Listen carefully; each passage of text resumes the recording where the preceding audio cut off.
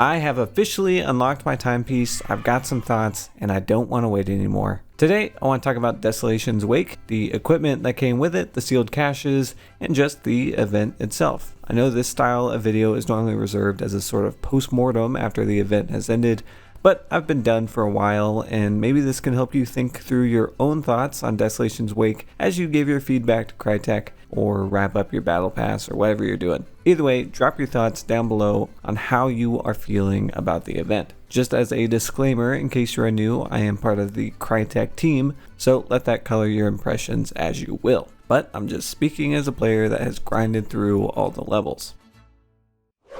So let's start with the weapons. Newly introduced in this event is the Caldwell Marathon and the Mako Carbine, as well as some custom ammo, which we'll get to in a second. When I first used both weapons, I was curious where sentiment would land on them. Would players appreciate a new entry-level compact ammo rifle, or would they lean toward a pricier, long ammo lever-action weapon?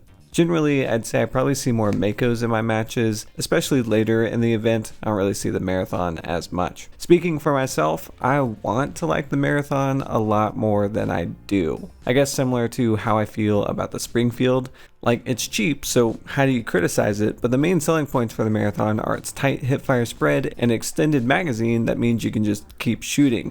But I just can't seem to get over the compact ammo debt. It feels like a hit marker machine, especially in my hands, and I mean, to be honest, I don't have the best aim anyway, so that might be related too. To be fair, I've seen other people use it to much greater effect than I have, but I eventually just stopped bringing the Marathon altogether. I like the idea of it, especially the Swift variant, but for my money, I think I would rather just take a Winfield with the option to use levering, especially in close quarters. However, for some obvious reasons, I don't really use levering on the other new weapon, the Mako Carbine. The hipfire spread on that is a little too wild to even risk it for me, so I don't even buy levering when I'm using the Mako. I've enjoyed my time with it, especially with Iron Eye, which helps shoot a little faster while aimed on sights. In a lot of ways, it feels like the Centennial and a Berthier had a baby. I'm not even going to try to figure out how that works anatomically, but you have the same kind of firing cadence as a Centennial with the ammo characteristics of a Berthier, like muzzle velocity.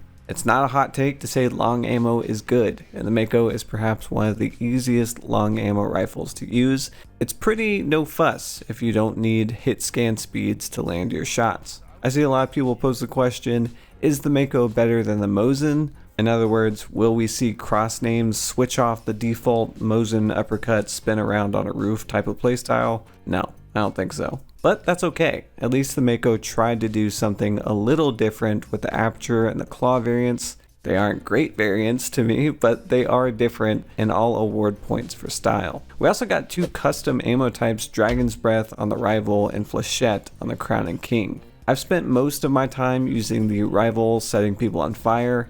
It's definitely not better than slugs, of course, but it is a fun meme ammo, and it pairs great with the Sparks pistol. I don't really take the Crown, but I haven't been shot by it much either, so maybe not a lot of excitement for that ammo type. I'll have to check it out, but I'm not too sure about it. So some pretty good additions, especially compared to something like Dolch FMJ, which hurts, or the Uppercut Precision or Dolch Deadeye. Those things just didn't really appeal to my soul, and these new weapons are definitely a step in the right direction. But that about covers the weapons, so let's talk about the event itself, and the new mechanism driving player interaction this time are the sealed caches that you can find at these central points in all three maps. And at those caches, you can find useful things like the Master Clue, which shows you all the bounty compounds, a 4-shot boon, which gives you all the shots like stamina, regen, health, antidote, or the experience envelope, or a bounty token, or cash registers, or perhaps the most useful, the restoration medkits. Personally, I really love the idea of sealed caches.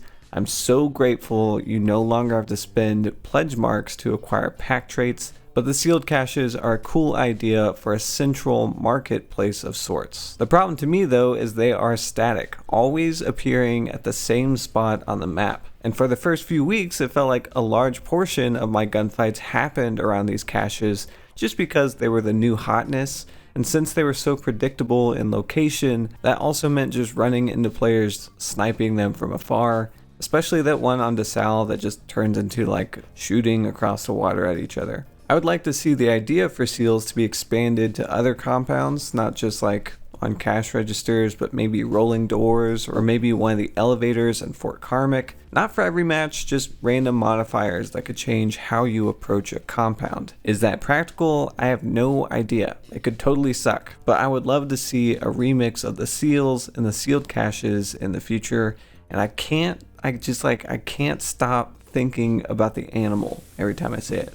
But anyway, aside from that, let's talk about the traits. As usual, we got 3 packs to choose from: Death Pact, Lawful Pact, Primal Pact. And a quick review of those: Death Pact had Witness, where you could see bodies in Dark Sight, and you would get a little bit of regeneration when standing by a body. I always forgot about that perk. Also, it boosted Resilience to where you revive teammates in half the time. And then we had the Lawful Pact, which had Peacekeeper. Red Skull teammates could be revived at the cost of burning 50 health points. And you could loot a dead hunter, which would restore any burnt off health chunks. Pretty strong combo paired together. Also, with Pack Mule, you receive some ammo for all ammo pools when looting a hunter. And then the Primal Pact, Berserker, all melee attacks do double damage, and then the boost to Beast Face, you will not be noticed at all by animals. All 3 packs also had these 3 random add-ons. I've looked at the patch notes a lot, and I could not tell you what each pack has as an extra bonus just playing the game. So to me, those kind of felt unnecessary. Like looking at my notes, Lawful Pact, when you banish your first target, you will get 2 pledge marks instead of 1. The problem for me is I can't see that note anywhere while I'm in a mission, I don't think. And at least I can read a pack trait when I check the map or the traits. And I would love to see the packs just become fully transparent options in a mission, none of the hidden extra stuff. Maybe I have some sort of event impairment. I don't know. I don't even know what I'm saying anymore. But you already know which pact I use the most. I was using Lawful Pact most of the time just because being able to loot to restore bars is so helpful in a gunfight. And having the option to Red Skull revive in your back pocket, that's just a really strong bonus, and it's hard not to choose that one. I liked all the packs this time, even if Lawful felt like the strongest PvP pick. I could at least appreciate the value of the others. My biggest grievance was that everyone using Peacekeeper could Red Skull, which meant I had so many matches where my team would kill 2 people and then the third would disappear. And there's no amount of burning that you would be able to stop them from coming back way later to get the res. Sure, there's like Concertina and all that, but it just becomes such a big resource investment, and the third can wait as long as they want. And then once they actually do get around to reviving their teammates, they can visit the cache, and if they have the point, they can get the restoration, and then it's like they never went down in the first place. To be fair, most of my fights were decisive and not too drawn out, but it did happen often enough that it just felt kind of irksome. So yeah, I think most of my opinions are around the Lawful Pact and its use, but I do appreciate the people that were willing to run the other one, especially people in my trio. Finding bodies was nice. I'm curious what you guys were using though, so let me know down below. Okay, a couple more topics. Let's talk about progression itself, because I've seen a lot of people talk about this, specifically the weekly challenges that can feel kind of like a side gig if you get stuck in a painful grind. I was prestiging before the event for a while, but I stopped because I was annoyed about custom ammo challenges like, I don't know, poison hunters or set living hunters on fire, stuff like that. So now that I'm done with the event, maybe I will go back to prestiging.